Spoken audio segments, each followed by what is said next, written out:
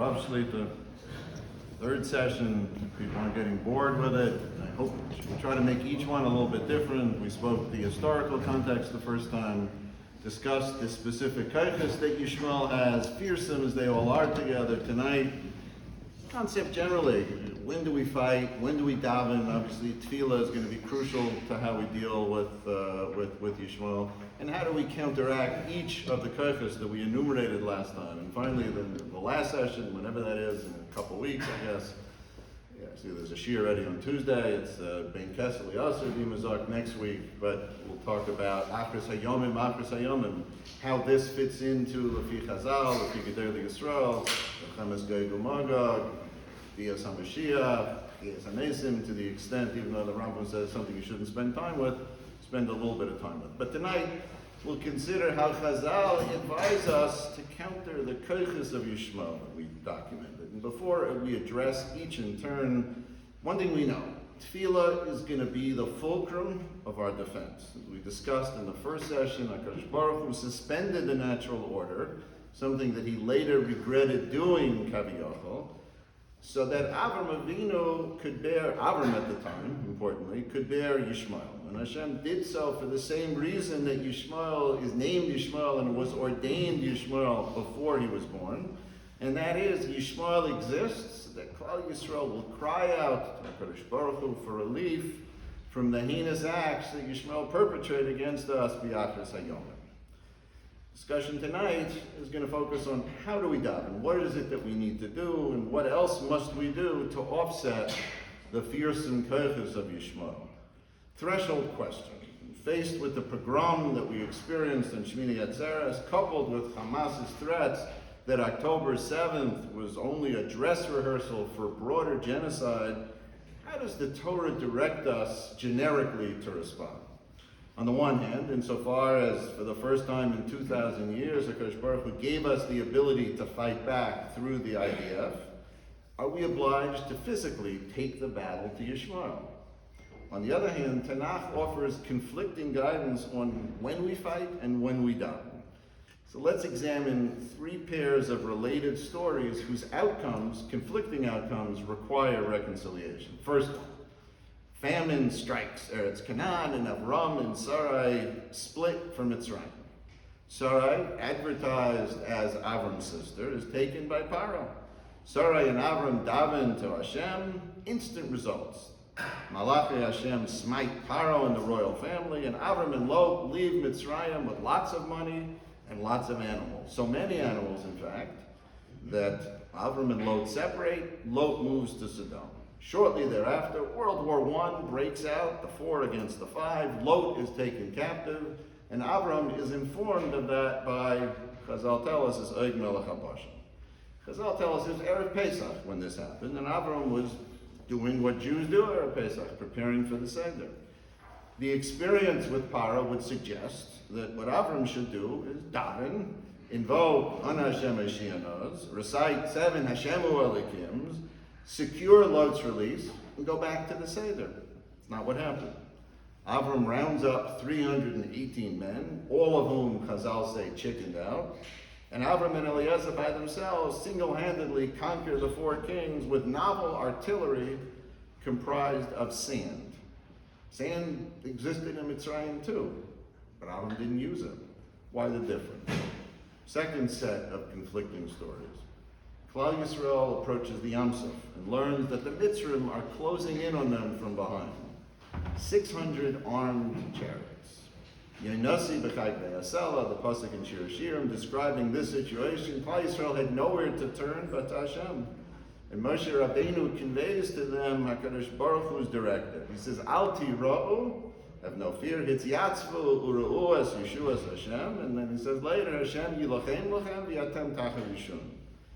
We daven, Hashem fights for us. Later in the same parsha, different result. We're attacked by Amalek. Moshe assembles warriors to wage battle, uses his outstretched arms to compel a military victory. Why didn't we use our 3 million able-bodied men when the Mitzrim were closing in on us to fight or combat the 600 Egyptian chariots? And the final set of examples is the difference between Purim and Hanukkah. If you'd have to pick one fight to have between the two, chances are you'd pick fighting one bad guy in Shushan rather than hundreds of thousands of armed Greeks riding on elephants. It probably wasn't systemic anti-Semitism in Shushan because, as we know, the Jews had just finished eating at the Sudas Achashverosh alongside Persian society. So it was Haman who was the problem. Offended by Mordechai's disrespect for him, he bribes Achashverosh to endorse his plan to kill all the Jews. Haman, as we see in the Megillah, was on the street every day. So why not try to kill him and abrogate his decree? Instead, we fasted for 3 days and 3 nights and stormed the heavens with tefillah. It worked. Masha'in Ken Chanukah, where a ragtag band of 12 Maccabim engaged the mighty Greek army, somehow emerging victorious, including in the battle that allowed them to re-sanctify the Mizbeach. So why are we daveners on Purim and fighters on Chanukah? Rebbe Chanan Wasserman sorted all of this out in a Hafladik, a mimer entitled Omer Ani Masei Lamela. Can't say I ever heard of it, but I learned of it a couple of years ago. I heard a shiur from Rav Baruch Rosenblum, effectively a Maggid, a young Maggid in Eretz Yisrael. And in the Maimer, Rebbe Chanan explains that there are 2 types of wars that are fought against us. One is a war against our guf. Our enemy seeks to destroy our physical being, but has no interest in proselytizing us. Another war is against our religion, where the enemy seeks to destroy our bond with the Rebbeinu Shalom. He kills us only if we refuse to renounce our religion. Explains Rabbi Chanan, when our enemy comes for our guf, that's a Maisa Hashem, and we have to rely solely on tefillah, because our guf belongs to HaKadosh Baruch Hu, and protecting it falls under the Eibishter's purview. On the other hand, when the enemy comes for our religion, that is a Maisa Satan, and for that we have to fight to the death. Paro wanted Sarah's guf. He had no issue with Avram's Yiddishkeit. Avram therefore davened. Nimrod, Gemara says, as Amraphel, captured Lot for the purpose of eliminating the future progenitor of Mashiach that comes from Moab, and to draw Avram into battle to kill him and excise Yiddishkeit from the world. Because that war focused on religion, Vayorek es Chanichav, Abraham girded his loins, so to speak, to confront the 4 kings on the battlefield. Same answer when we talk about the 2 episodes with the Mitzrim. Mitzrim coming after us to recapture us as slaves. For 210 years, they abused us historically terribly on a physical level, but it wasn't a religious battle. And Hashem therefore directed us to daven. By contrast, Amalek ambushed us to destroy our Yiddishkeit. Milchama laHashem ba'Amalek midar dar. Amalek's actual battle is with Hashem, and we therefore have to fight back physically. Haman sought to kill us, not to convert us. Therefore we davened. The Greeks outlawed Yiddishkeit. They made us right. Ein lochem chelek be'elokei Yisrael. And as a result, the Chashmonaim took up arms. Rabbi Chanan was a Talmud Muvik of the Chafetz Chaim, and Lefi Rabbi Chanan, the Chafetz Chaim expressed regret at the manner in which Am Yisrael capitulated to the communist demands that we halt the teaching of Torah. Communism's battle was a Maisa Satan directly against our Yiddishkeit. And the Chafetz Chaim lamented, I didn't give perfect advice. We needed to fight the communists more strongly. We couldn't have won. It would have resulted in many deaths. But the power of the Satan would have been dramatically weakened, and it would have benefited Am Yisrael in the very long and painful persecution that we endured in communist Russia. We reflect on our battle today with Yishmael. It's not a battle for our souls, I don't think. Yishmael demands that the world subjugate itself to Islam, not become adherents of it. It says so very expressly to the gracious but foolish hosts it has throughout Europe. Because Klal Yisrael alone occupies land that Yishmael perceives to be his land, he seeks to drive us into the sea. And because Am Yisrael claims to being the true progeny of Avram Avinu, Yishmael wants to annihilate all of us in order to erase our claim to Avram's legacy. And so because Yishmael, lefi this gang in Rebbe Chanan, is a battle against our guf, we must fight through tefillah and avodah. At least lefi the Tanakh, it's less a physical battle. Obviously, we can't ignore that. They're trying to kill us, of Raidev. But the real key to this, and this is really the theme I want to explore tonight, is how Chazal direct us to implement tefillah, because it's only through tefillah that this can be resolved. Mentioned last time, the first Karach of Yishmael, that Yishmael alone married Abraham's bakasha of Lu Yishmael Yichya Lefanecha, and Hashem's confirmation that Uli Yishmael Shematicha, very powerful brachas, daunting brachas. But they pale in comparison to our Kayach when we faithfully fulfill Avram Avinu's mandate of Adam. Yishmael, we said, is on a higher plane than the Malchias of the four Goliaths who are analogized to animals. Yishmael, somewhat higher, to Para Adam. But a Para Adam is a mere variation of Adam, a poor facsimile of Adam, whom Avram Avinu hoped, ultimately in vain, would serve as a bridge between Klal Yisrael and the other nations. What does it mean for us to act as an Adam? How do we conduct ourselves in a way of Heilige Adam that combats Yishmael? In 1913, someone named Mendel Bayless was tried in Kiev in a trumped-up charge of blood libel. The prosecutor happened to be a Meshumid who had some facility with Maimari Chazal. Comes to court and he argues, this is in the Gemara. Atem kriyin adam, ve'ein umas ha'olam kriyin adam. And he said that was our justification for killing Gentile babies. Bayless's lawyers didn't know how to respond, so they sent an urgent message to Rav Meir Shapiro from Daf Yomi Fin. And this is the pshat that Rav Meir Shapiro told them. He says, when a non-Jew is prosecuted in Hungary, the non-Jew in France could care less. The non-Jew in Holland has the same indifference to the non-Jew in England. But a Jew anywhere in the world feels the pain of another Jew as his own pain. How does atem, plural, stem with adam, singular? Because atem kriyim adam teaches that when are we adam? When are we the singular adam? Only when it's atem, only when we are one unit and we feel the pain of another Jew as our own. The Avos each excelled in a specific midah. Avram Avinu, we know, excelled in chesed. To rest from Yishmael, the mantle of Avram Avinu requires that we lap Yishmael in this midah of chesed that personified Avram. We lament this katnu hadaris with respect to limud Torah. Yeah, more people are learning today, making siyumim than ever in history. Unfortunately, the koyach havana, the koyach hachidush wanes in each generation. Masha'in king chesed. Rav Aaron Leib Steinman Zatzal, to write that he stands in awe of the myriad people and organizations who exist to propagate chesed for every possible need everywhere in the world. And he said, with respect to chesed, it's nizgadlo hadaris, because our generation is truly the greatest generation when it comes to that midah. The Avnei Nezer asks in a tshuva, why was Arvos triggered only when Klal Yisrael crossed Me'ever LeYarden into Eretz Yisrael? And he cites the Maral that because Eretz Yisrael is designated for Am Yisrael, it transforms its inhabitants into a single entity, which is why the Gemara and Harius paskins that the halacha always follows Rav Paiskim in Eretz Yisrael, not outside of Eretz Yisrael, because Henach Ikri Kahal, Aval Einach Lo Ikri Kahal. Because the Jews in Eretz Yisrael blend together as they must in a single unit.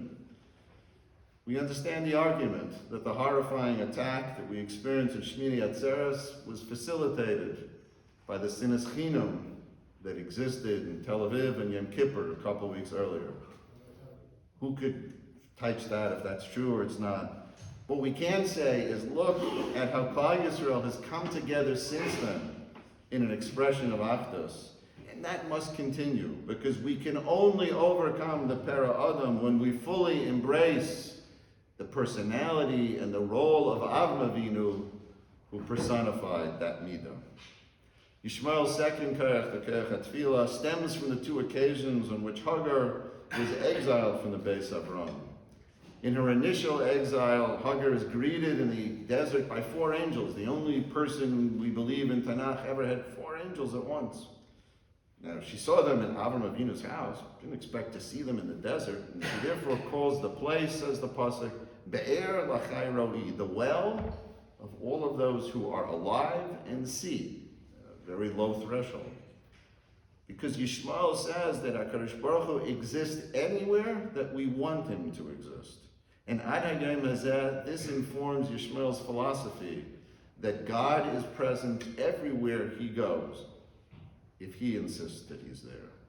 Hagar is exiled the second time. Acharis Baruch Hu hears the cries of the abandoned Yishmael, Ki Shama Elokim El Kol Hanar, and Ad Hayamim Hazeh, Yishmael deems that statement proof positive that God listens to him and endorses his actions whatever they are.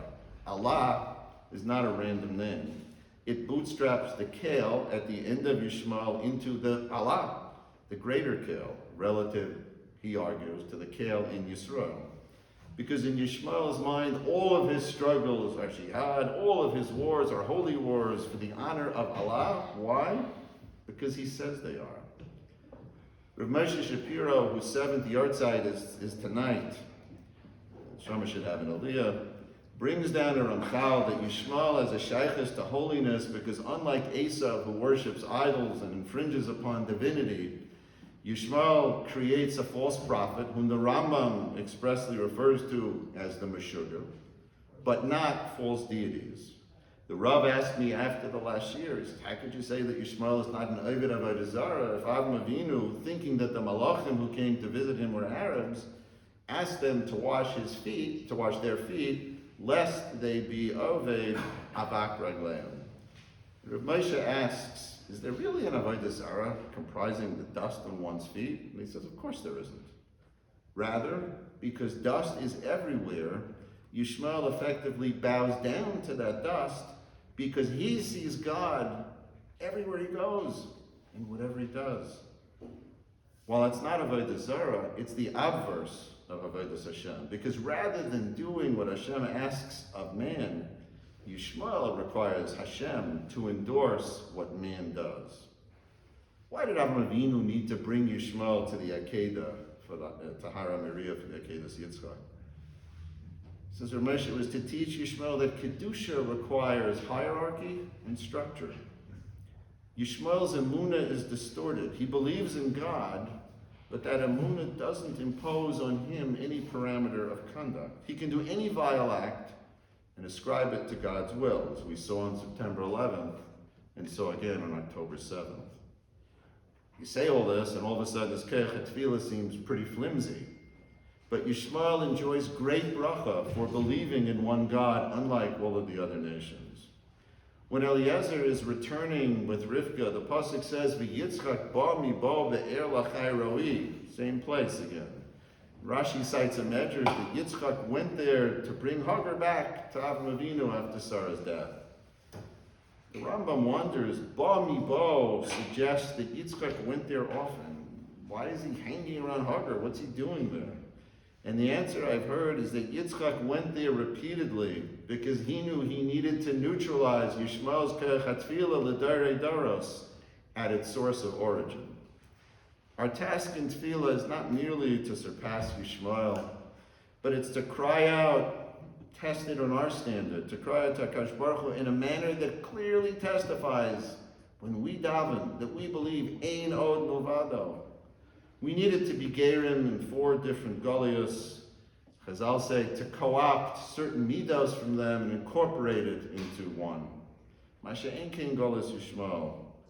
Nothing to copy there. It exists solely to bring us to a hechera level of tefillah from which Hashem will rescue us.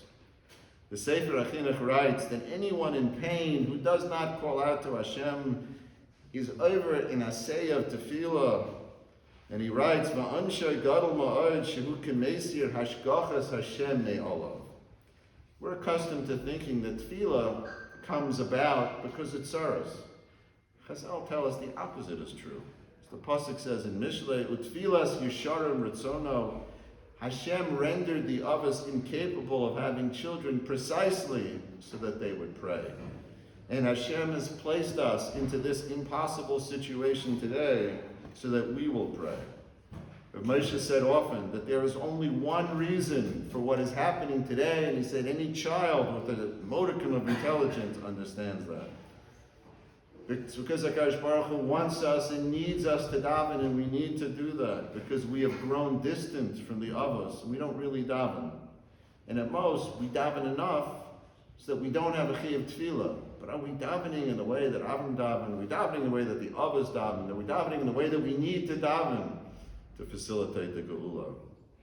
Kishama Elikim El Kol Hanar, Yishmael believes that Akash Baruch Hu rubber stamps his actions.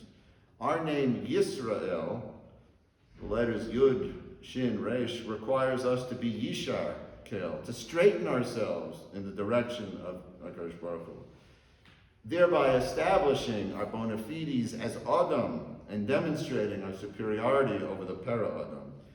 This, says Rav Moshe, is the only solution and a guaranteed solution to the predicament we face during Ikvusot Mashiach. To cry out for salvation in the way we would when we really believe there's no choice for anything else.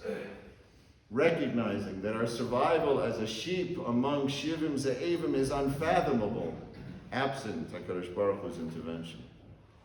Third koach of Yishmael is the koach HaMilah, by which he seeks to arrogate to himself Hashem's promise that Avram's descendants will yarshin Eretz Yisrael by virtue of the bris milah.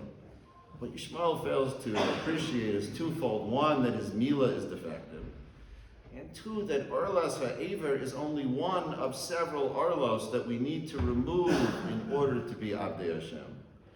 There are two components of milah, as we know, Hasaras HaOrla and Priya, pulling back the skin after the milah.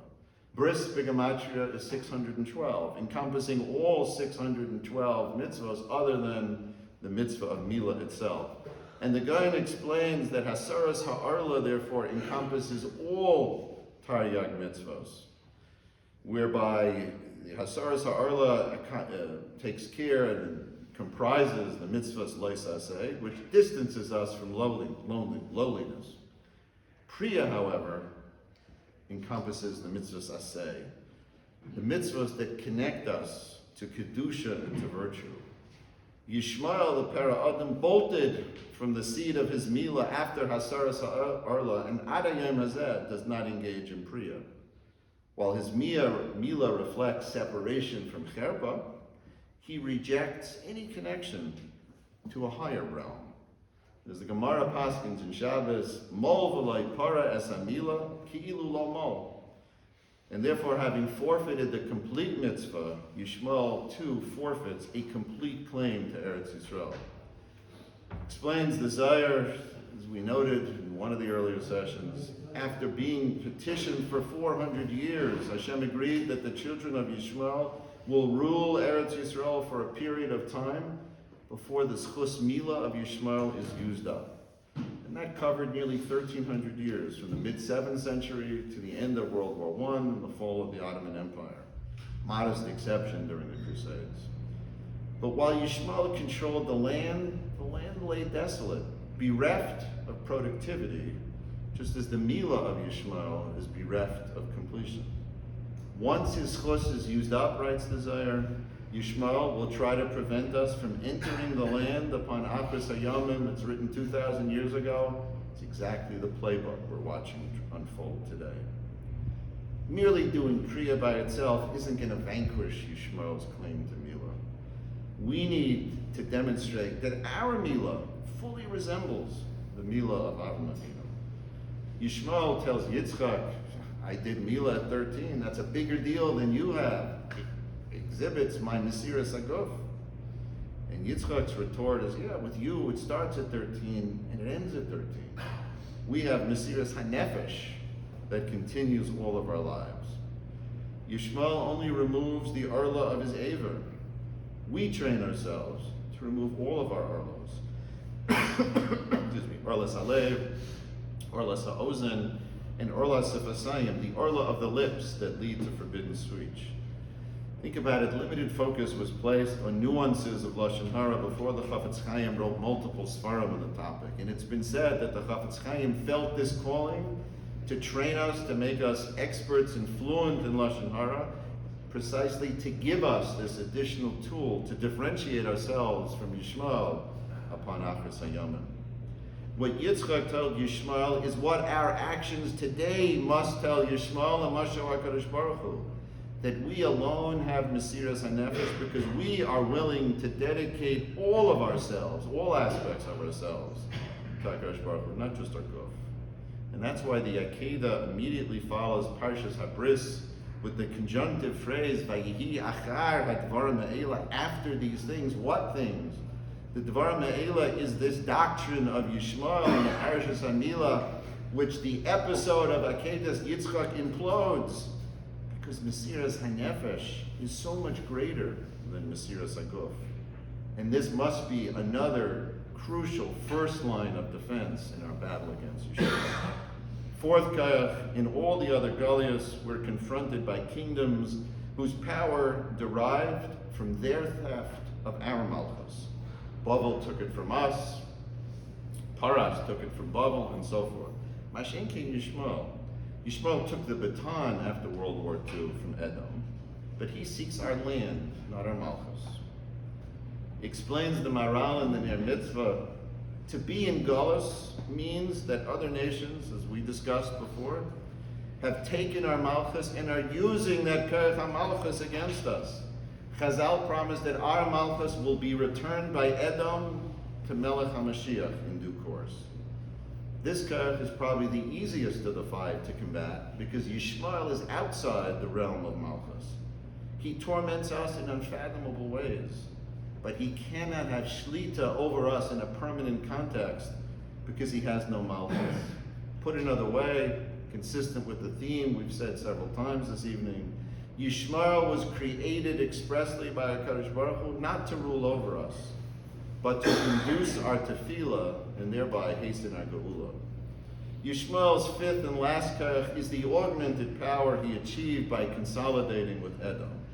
After Yaakov left for Lavan, he learned that Esav ran to the house of Yishmael to marry his daughter Machalas.